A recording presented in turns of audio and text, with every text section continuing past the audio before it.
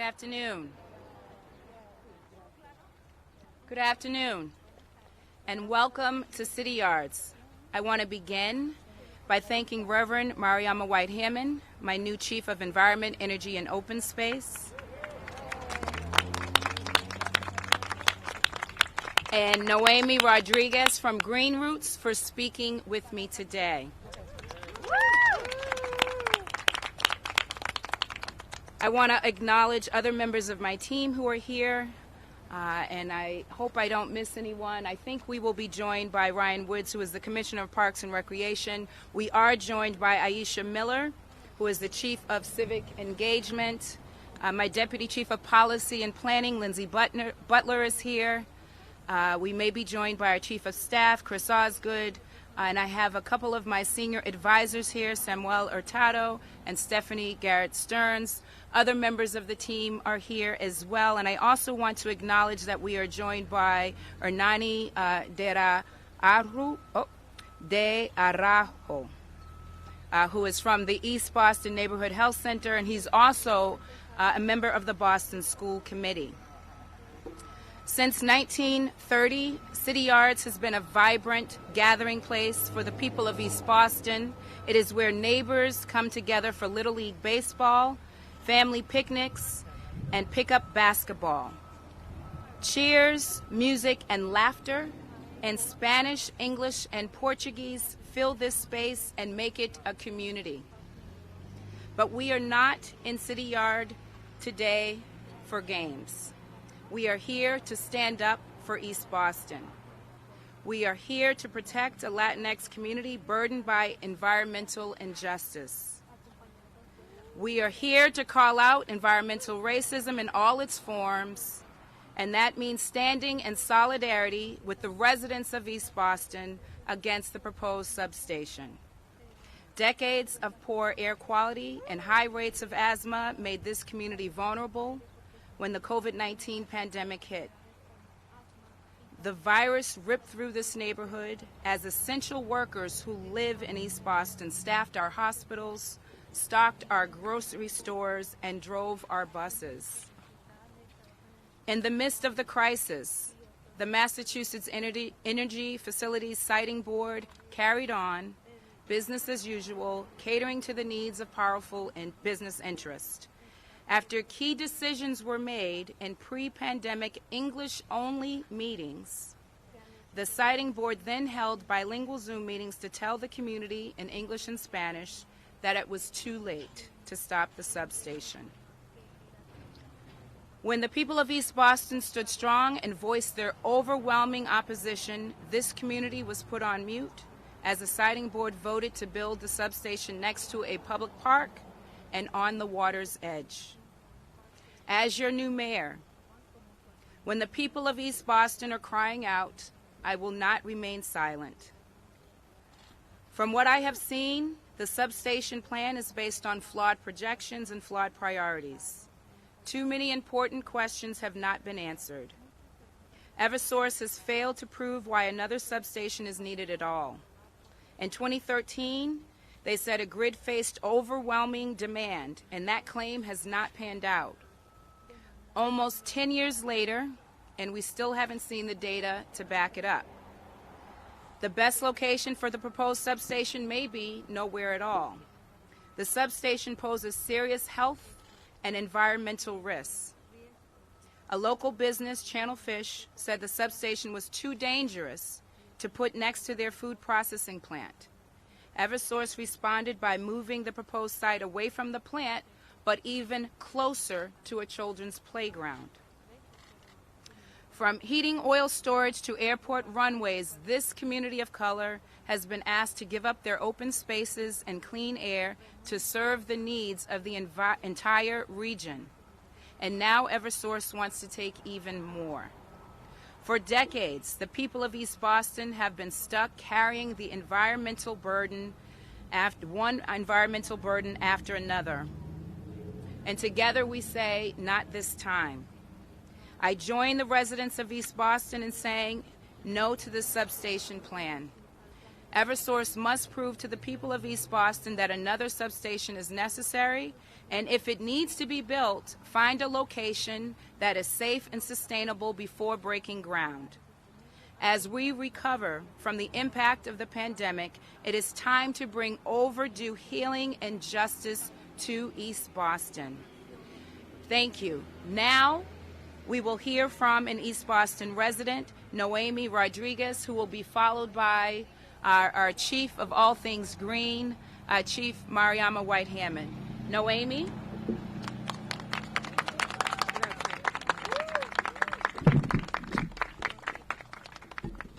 Buenas tardes a todos y todas. Mi nombre es Noemy Rodriguez. Soy una organizadora con GreenRoots y trabajo acá en la área costera de East Boston. También soy un miembro activo dentro de la comunidad con diferentes organizaciones. También soy madre de 3 niños que han crecido dentro de esta comunidad y que ahora nos está preocupando lo que es la subestación aquí al lado. Esta es una preocupación que no solamente yo como madre la tengo. En este mismo parque que ustedes ven alrededor, en este mismo lugar han jugado mis hijos por muchos años. Uno de mis hijos ha crecido y se ha jugado con sus amigos dentro de esta comunidad. Good afternoon, everyone. My name is Noemy Rodriguez. I am an organizer with the GreenRoots organization. I work here with the Waterfront Initiative in East Boston. I'm also a mother and a member of the community and also belong to other organizations. I have 3 kids, and I'm very concerned about the build of this substation, not only as a mom, but because around this park, my kids have played. One of them is older now, but he's been playing and growing around here. Una de las más grandes preocupaciones que tenemos como hablantes hispanos es de que la traducción en los últimos tiempos fue tan mala para nosotros. Nosotros no entendíamos que esta planta eléctrica iba a ser aprobada por una junta de energía. Y no solamente fui yo como persona preocupada, o la organización fue preocupada ante esta situación, sino que fue por muchas familias que hablaban español y que lamentablemente nos sentíamos que estábamos fuera de este paquete, ¿no? Y al final del día, cuando esto se aprueba, nosotros estábamos disgustados, frustrados por la mala interpretación que nos dieron, donde nosotros no entendíamos, ¿verdad?, al final del día qué iba a llegar a pasar. Y esto fue una frustración, porque yo sé que así como hablamos el 50% español, esta es una comunidad diversa, esta es una comunidad inmigrante, esta es una comunidad donde no solamente existe el inglés y el español, existe el árabe y el portugués. Y para nosotros eso fue una falta de respeto. Y por eso estoy aquí y estamos aquí como comunidad, para seguir luchando, porque nunca aceptamos una subestación en nuestro vecindario. Lo que nosotros queremos es que nos escuchen, y gracias a las personas que están apoyando para poder mover esta planta eléctrica de este sector. No queremos una subestación en East Boston. Queremos una comunidad segura y limpia de contaminación. Queremos que nuestros hijos crezcan, que nuestras personas crezcan en un ambiente saludable. Y queremos sentirnos seguros que donde nosotros habitamos seamos libres, seamos confiables de sentir, ¿no?, ese ambiente que nos protege, no algo que aterrorizarnos, ¿no?, porque este es un terror para nosotros. Y como hablante hispana digo, si la experiencia nunca la han tenido, nosotros hemos pasado por una experiencia de esto. Y esto no es fácil. Esto es un peligro para esta comunidad donde nosotros actualmente vivimos. Gracias.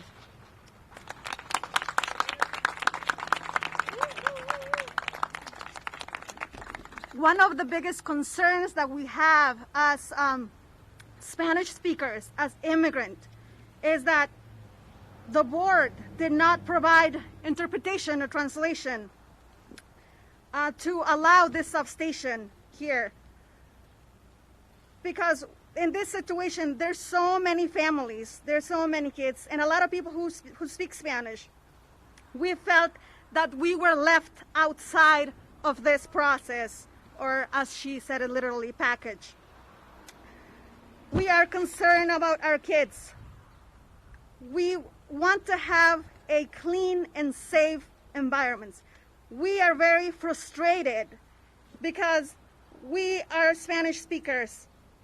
We're immigrants. This neighborhood is a diverse community. The people in the community not only speak Spanish or English, they also speak Arabic. They also speak Portuguese. So we're here to keep fighting. We do not accept the substation in our neighborhood. I want to appreciate all of you for your support to remove the substation. We don't want it here in East Boston. We want an environment that is safe and clean and out of pollution. We want our kids, our families to grow in a safe place. We want to feel that we're safe, that we are free, that we are protected. We don't want to feel terrorized. We've been feeling terrorized. As a Spanish speaker, I don't know about you, but we have gone through this before, and it is a dangerous place to live. Thank you.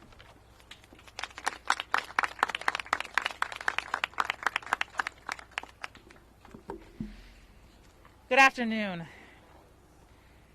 I'm thankful to be here, following the leadership of the amazing residents of East Boston. I want to begin by thanking our mayor for the opportunity to serve. My department, Energy, Environment, and Open Space, deals with issues at the heart of this conversation. Where will the energy that we need to power this city come from? How will we address the crisis of climate change? And how do we make sure that every resident has access to open space? These three issues are colliding right here in East Boston. When the mayor asked me to take this role, she was very clear about her commitment to environmental justice.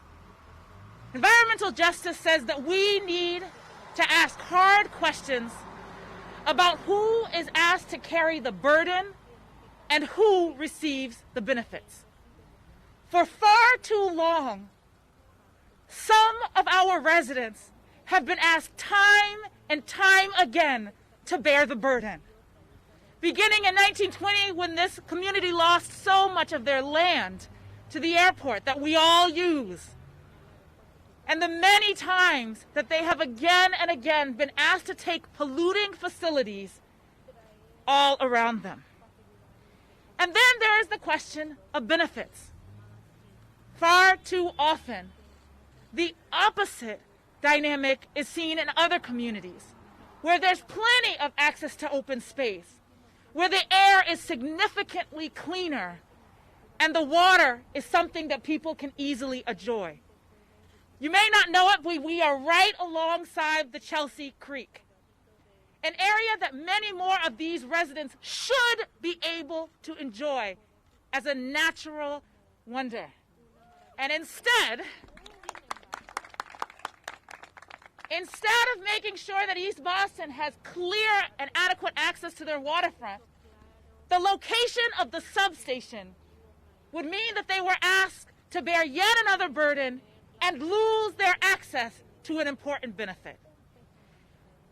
So I am here excited to stand with our mayor and the residents of East Boston to say that it is time for a new day in our city and in our state. Recently, we passed legislation at the State House that codified new language around environmental justice. We believe that right here in East Boston is an opportunity to live out the spirit of that law and to protect those residents who have already experienced so many burdens. And so we hope that there is one last permit to be considered by the Department of Environmental Protection that looks at the question of the water and whether or not this should be sited on the water. Just in case we didn't know, climate change is very, very real right here in the city of Boston. The data being used to justify this facility is from 2013.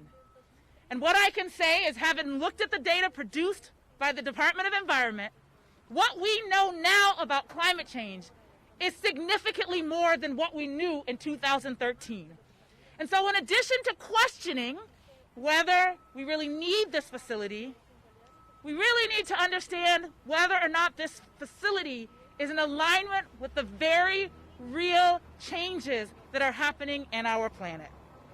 So I'm excited to be here, and I look forward to continuing to work with the residents and to follow the lead of our mayor in saying no to this substation.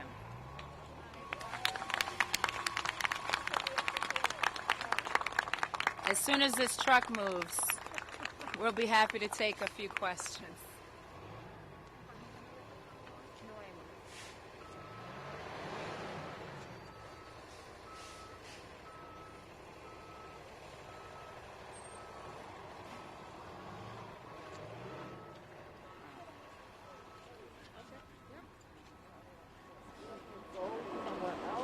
So if there are any questions for myself, my chief, or for Noemy, we are happy to answer a few questions. Mayor, what specific steps are you planning on having the city take? Like, is the city going to get involved in the permitting process? Yes, and this is our very first step, but this just continues the movement that has already been underway by this community. We are here to join this community and to do whatever is necessary to stand with the residents who have made a strong case for protections of their community, of their green space, of their open space, of the water, and we are here to do that jointly, working with our new chief and certainly with the residents of this community. So we will take any steps necessary to prevent this from happening. What will that solve? Well, this is the first step. There are some other decisions that have to be made. You heard our chief just mention one, and we will have a strong stand when it comes to that board who will be meeting around the water. There are other opportunities in terms of parks and green space, but we are here to stand in solidarity with this community.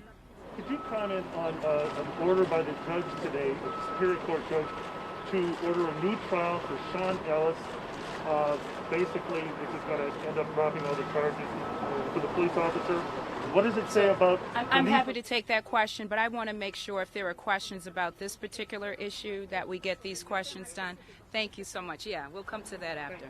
Sir, yes. I'm sorry. I live in Falcon Street, across from 65 Falcon Street. It was with the zoning board of appeals.